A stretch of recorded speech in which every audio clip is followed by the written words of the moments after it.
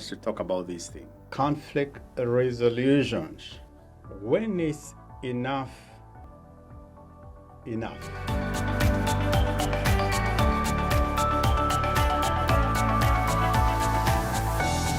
In any relationship, there's bound to be conflict.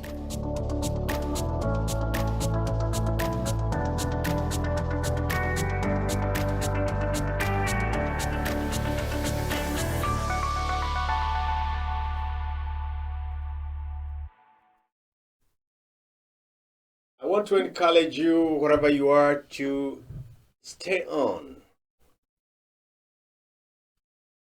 You know, sometimes you find things coming and you wonder, where are they coming from? And sometimes you feel you want to quit, you want to give up, you want to call it. Whatever field you are in, I'm sure you've come close to call it a day. Let me give you a story that is given of 30 students who are pursuing molecular biology, and they were coming to the end of a semester. The professor told the students that, guys, I know you've worked so hard, and I know you guys care a lot about your GPA. I am going to suggest that, or rather, I'm going to give you an option. I know in this class, you just need a C to pass.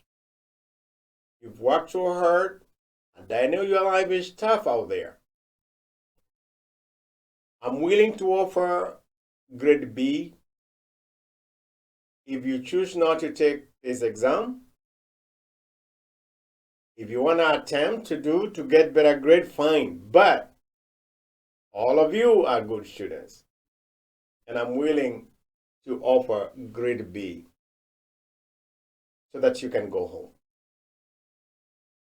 The students could not believe it. I have taught students who are very comfortable with the grade C. All they need is to have a pass.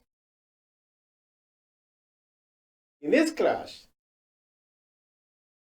a lot of them woke up with the jubilation, with the joy, thanking their professor for being so considerate. But a handful of students were left, probably less than 10. And he made another offer and he said, guys, if you decided to sit for this exam, I'm about to close doors. I'm offering once again. Those who want to go, you don't have to sit for this exam. You are free to go. But if you don't, you'll have to do this exam. They stayed put. When those who are comfortable with the grade B left, the teacher closed the door. He took envelopes and offered them, and he gave them and said, you can now open your exam. They took the envelope, they opened it, and when they opened, they found that there were 2 sentences typed on the paper, the exam paper. 2 sentences. The first sentence says this: congratulations, you have just received an A in this class. And the second sentence said this: keep believing in yourself. 2 sentences. You have just received an A, grade A in this class. 2, keep believing in yourself. They waited. They dared because they knew there was something better than what they had attained. Do you know how many opportunities we may have missed along the way for by looking or taking shortcuts, getting the easy way. Sometimes you may feel overwhelmed, overworked, and you feel like, no, I can't do this anymore. No matter how little energy you have, believe in yourself, because life is not over until it is over. You could be dismissed, and you might think this is the end of my life. They could finish you.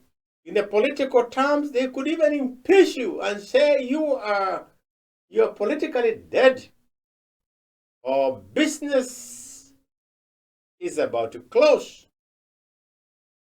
And you may find that you wish you would relocate to another world, but there's no other place to go. Stay on, my friend. Don't throw the towel, because nothing lasts forever. You never know. If you stayed on, you could get grade A, because you believe in yourself. Look at what has happened in life and how we have circumferenced a lot of challenges we've gone through. And some of them you thought that you will not overcome them. Think about Corona. Can you believe right now, as we're speaking, this month is what? We are in November, 1st of November, 2024. Go back, how many years ago? Go 2-3 years ago, when you did not come close to anybody because of Corona.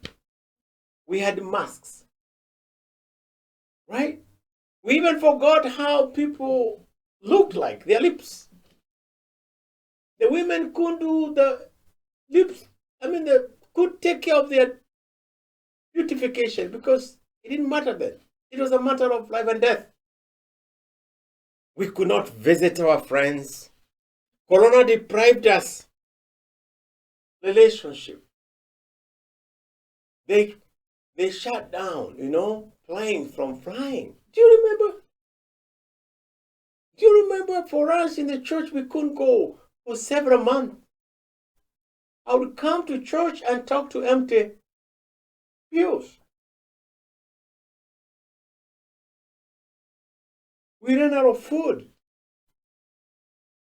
We stayed at home. And people fought because they were not used in staying together for such a long time. It was a very sad moment. When some of us in the diaspora could not go home and bury their own because of Corona. It's like the world had come to a standstill. And when we heard of one death, I don't know, in China, then one other one, when we heard the first person in America, the first case, if you can remember, everybody was like, oh my goodness, we have somebody infected here in America with COVID. And before we knew it, a few months later, it was in our state. It was in our city. It was in our church. It got so close. Some of us, my wife and other nurses, had to go and take care of COVID victims. They would come dressed in the garage, they would take all these clothes out and they wash, and we are looking at a distance just in case they got infected. But they had to go. Somebody had to go and be with those who are dying. It looked like life will never be the same again. And it appeared as so. But lo and behold, here we are. The other day I was flying and I'm finding that we are seated next to people. And by the way, the other guy near the window was coughing. And for a moment I thought, few years ago, that cough, and it's not covered, would have raised flag. But now nobody cares. Touching doors, going to the bathroom, it is like COVID never came. That was a moment. We don't have it. It's gone. It's gone. Of course, it can't keep resurfacing, but we've had all those injections and boosters and all that. What I'm saying is this, my friend. Until it's over, it is not over. Stay on. It might be dark now, but tomorrow, it doesn't have to be dark. I have a phrase I invented. Kukituka kutakea.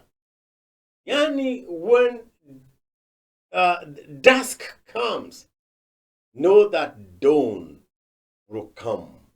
So like these few students, stay on. Believe in yourself.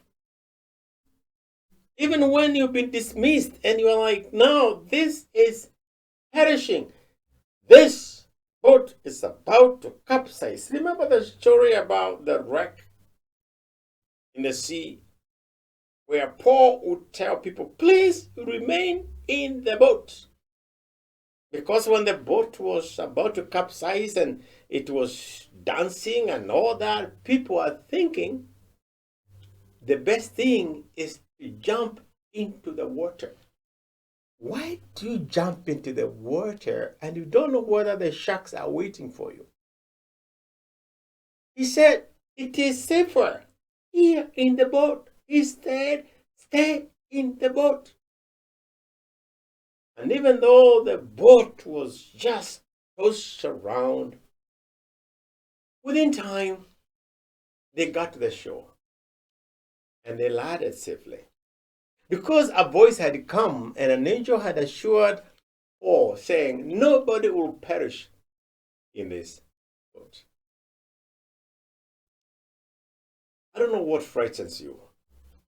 I don't know who has dismissed you into a political oblivion. I don't know who has told you you're dismissed, you're useless, you can't make it. I don't know who is telling you you're old and your time is gone. You can't study, you feel embarrassed because you're going to go to class with the children, with the kids who are of your grandchildren age. Doesn't matter. Stay on. Stay on. Don't look for shortcuts. Mvumilivu hulabivu, as they say. Stay on, and you'll harvest and you'll have it good. Tomorrow doesn't have to be like today. You will shine, even though it is dark now. Will you stay on? Will you stay put? Believe in yourself. There's a potential in you because it is not over until it is over. We may not necessarily be at the top there, but we could be the influence here. There are many ways we can participate in this life. You don't have to be a bishop. You don't have to be a president. You don't have to be the CEO. Your role is important. Fight for it. Advance in it. And when you are threatened, stay put. Stay on. Will you? God bless you. And have